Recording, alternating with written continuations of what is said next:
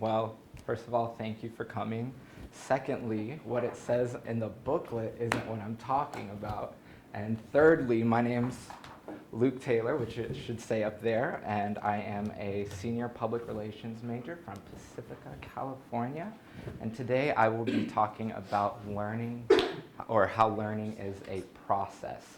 So, yeah, something that I've noticed that's been asked of me for my entire life is one simple question, which is, hey Luke, what do you want to do with the rest of your life?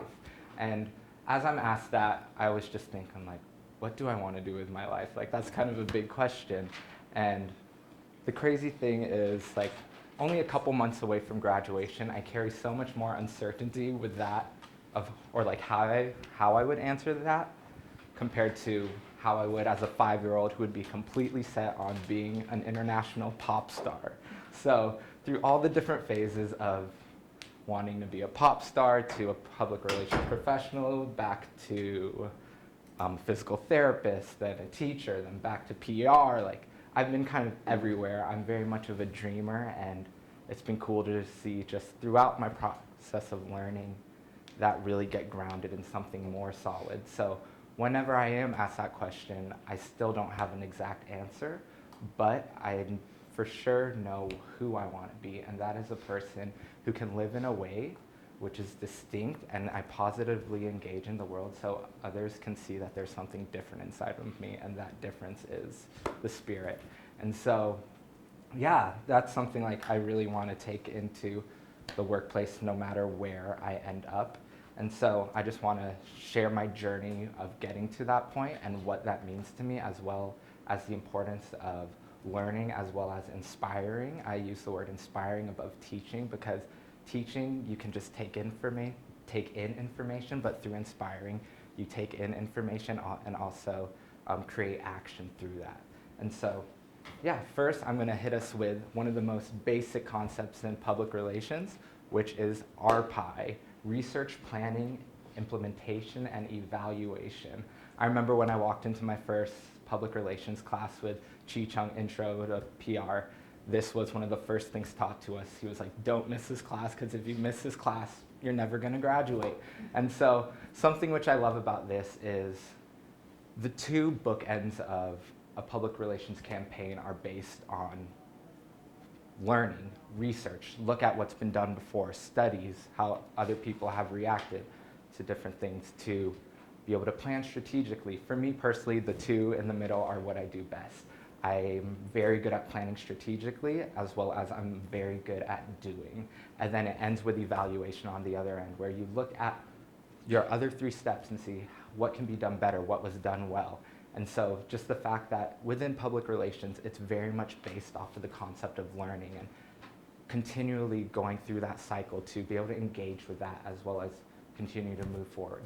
And so the reason why I want to learn, like that's a big thing, like why learn? I'm a millennial who needs purpose and fulfillment in his life, so the why questions are always big for me. So I learn for 3 main reasons. I learn to grow in humility, vulnerability, as well as empathy. And so I want to share just a little bit about that and a little bit about my past with learning. So I grew up in a very competitive, tight-knit community where success was or strength was seen as success through gaining accolades, medals, trophies, gaining status, and weakness was seen as something as basic as asking for help. And so just growing up in a very competitive, sports-oriented, academically challenging community, everything I knew was based on my performance. And so for me, getting to the end was the only thing I tried to do. The process to learn to engage with what was in front of me was complete trash in my eyes. And so when I came to college, it was completely eye-opening to see people who were passionate about learning, who were asking engaging questions, who were so intentional about pursuing wisdom and seeing how to apply that into their lives. And so I remember coming into college, I actually have kept this kind of like low-key my entire college career, but I'm like extremely dyslexic and I have a reading level of a third grader. And so one of the biggest ways I wanted to challenge myself coming into college was to read more. And so through the 3 different things I want to grow in, I'm going to reflect it back onto different books I've read throughout my time here at Biola. I've actually read a lot now, which is super cool. But first with humility, one of the books that stood out to me the most with humility was Jesus Calling. It's a very popular devotional. And so yeah, I remember that was one of the first things I picked up because I'm like, okay, there's lots of space between the words. Like, I can do that, not too much. And so I'd read it, and over again, I'd just dig into the devotional as well as the passages there. And it was just so great to see how, on a daily basis, I was able to go to that and just see how Jesus would lower himself and just be humble through all of that. And I think in the process of learning, it's so important to be humble, to know you don't know everything, to be open to what the world has for you as what the Lord has for you in every opportunity. And so I think that's so important to carry with us throughout everywhere we go. The next one is Vulnerability.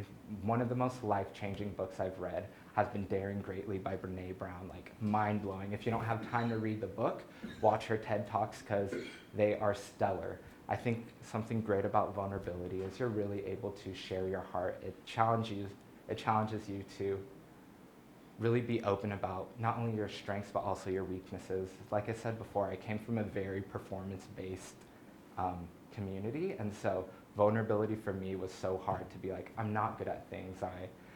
I kind of suck at these things actually, and so such a huge blessing to read this book and just really be reminded that, yeah, I shouldn't be weighed down by the shame. Like, the Lord has taken that from me, and so yeah, I think that's so important in learning as well, because you need to be able to admit, like, I don't know everything. I have weaknesses, and in my own personal journey there as well, I remember I only purely went to job applications I knew I was going to get. I only played sports, which I knew I was good at. Like, if you asked me to kick a soccer ball, I would walk out of the room. If you try to throw a frisbee at me, I would just hit it down because I'm like, I don't know if I'd catch that. I just stick to my sports. I stick to what I'm good at.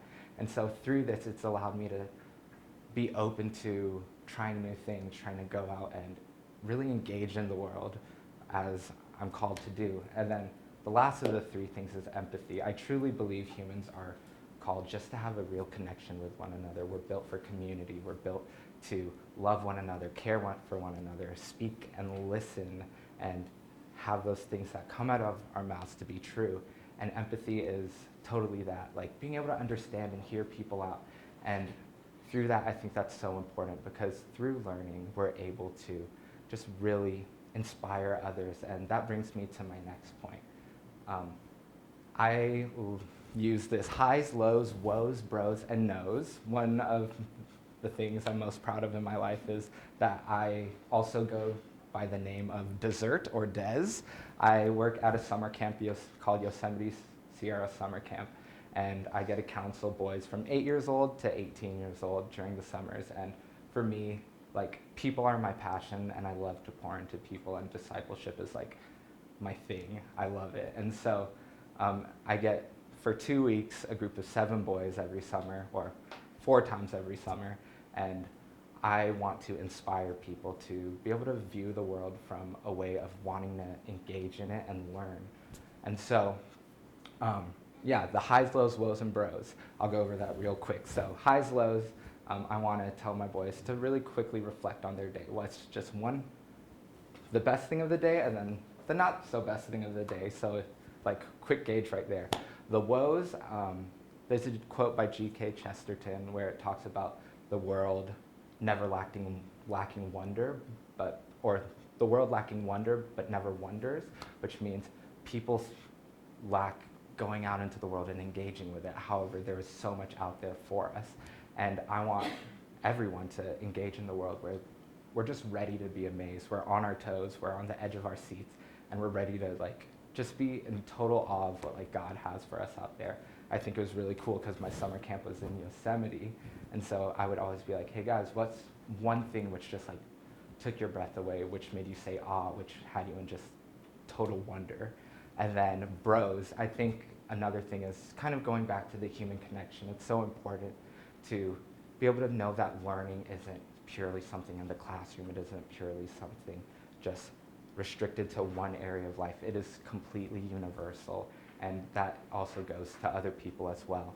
And so bros is something where I would tell my boys to find something to affirm in one another. And so, like, yeah, be like, I saw you try so hard on getting up on the wakeboard. I saw you encouraging everyone. You led us all through that activity so well. And so, yeah, I think that's so important to just really learn how to affirm one another, see the good in others, because I think honestly, like, we live in a pretty dark time where it's so easy to pick out the bad.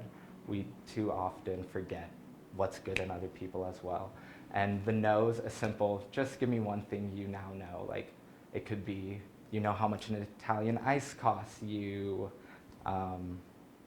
know you can make it to the top of the rock wall, or you now know a new Bible verse. Like, I just want people to be passionate to just gain knowledge from everyday life, which is so, so important, I think. Yeah, and so this is kind of my life saying, to be a blessing. It's other ways I'd say is be a light, be the salt of the earth. And this is something my mom would say to me every single day before I leave to school. A little, not fun story, but story is she passed away last October from an 8-month battle of ovarian cancer, so super quick. And like, it's so cool because I was able to see her as a humble person, vulnerable and empathetic throughout all of that. She was humble through just constantly being in awe of like how God would use her story to reach other people. Like, my mom, if you ever have time, look her up, because like she got coverage from CNN and the Huffington Post. Like, it was so, so sick just to see how like the Lord was using her story. And throughout all of that, she's just like, how is a God this big allowing me to be used? Someone so small, someone so sick, in these great ways. And just seeing my mom do that was amazing. She was able to be vulnerable. My mom is like one of the most popular people you'll ever meet on Facebook. Everything she posted would get like 1,000 likes, and like shared 1,000,000 times. And like, it would just be so amazing to see her share her journey with cancer over that 8 months of being like, I am so weak, but like through Christ I am strong, and see her be able to share the gospel through that. Like, I learned so much from that. And then empathetic, she didn't make it about herself, like pity me. She understood other people had struggles, and she wanted those people to come to her and still confide in her as a people, or as a person, and just really connect heart to heart with others. And so like, yeah, I see that, and I see that's what my mom was every single day, to be a blessing.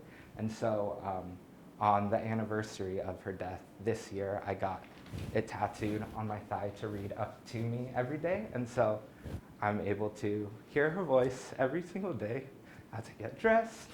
And yeah, I still hear it over and over again. And it's so, so cool, because I know that's what my mom got to do with her life. And knowing that that's what I want to do with mine is such a huge blessing. I'm just so blessed, because I could have had cared less about learning about anything. Like, I was that kid who had scraped through everything, and now the Lord has instilled into my heart through my mom, through this university, through the community, just through everything, like, yeah, what it looks like to dig into the world. Biola wants us to, yeah, engage in the world as Christians and go out there and spread the gospel through everything we do. And I want to be a light more than anything, like more than anything. And so the fact that I've been so blessed through this whole process, through what the Lord has provided in my life, is so cool. And it's weird that I'm coming to the end of my journey here, but I'm so looking forward to, yeah, what that looks like in the future. So thank you.